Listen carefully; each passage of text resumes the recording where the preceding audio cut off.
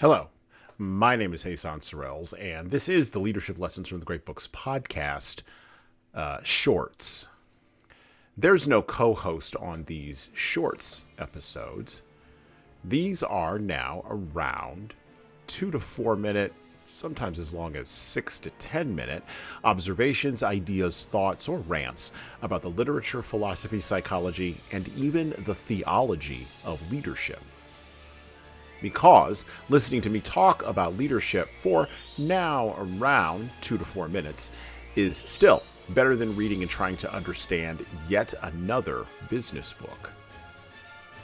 Even that business book your coworker won't stop raving about because it quote-unquote changed their life, but you can't see any difference in their leadership behavior. So how good could that author be? Great oration and great action go hand in hand.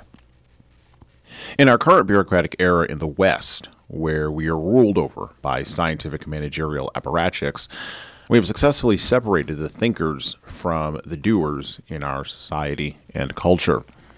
Think about it.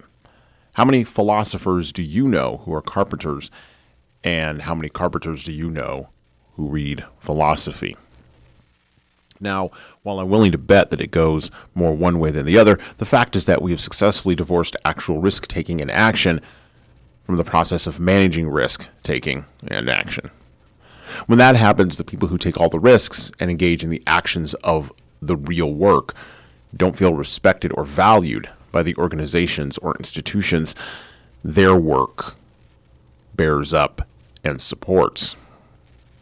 The managerial class who leads the action-oriented doers, of course, becomes puffed up by its own ego and its hubris and arrogance, which can't allow it to exit the ivory tower of scientific managerialism, descend into the trenches, and invariably get its hands dirty. This is the divide in America and in the West overall, and it's even deeper than the divide between the rural areas and the urban areas. Although such a physical representation of a philosophical divide and a psychological and spiritual divide is one that everyone can see, but very few have a genuine solution for. Although, perhaps the way to heal this divide is not through leveraging mass communication or the presence of mass media. Perhaps the way to heal this divide is not through mass academic training or K through 12 indoctrination. Perhaps mass conscription into the military won't solve it either, because that institution happens to be as bureaucratically bad as the country it seeks to protect. The way to heal this divide is indeed for families to move out of the cities, move back to the land, and start learning, whether it's through YouTube or your next door neighbor, how to actually work with your hands. And of course, teaching the children.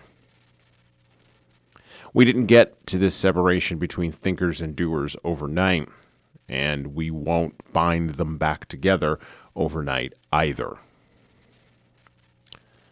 And well, that's it for me. Thank you for listening to the Leadership Lessons from the Great Books podcast today. And now that you've made it this far, you should subscribe to the audio version of this show on all the major podcast players, including Apple iTunes, Spotify, YouTube Music, and everywhere else where podcasts are available. There's also a video version of our podcast on our YouTube channel. Like and subscribe to the video version of this podcast on the Leadership Toolbox channel on YouTube. Just search for Leadership Toolbox and hit the subscribe button there on YouTube.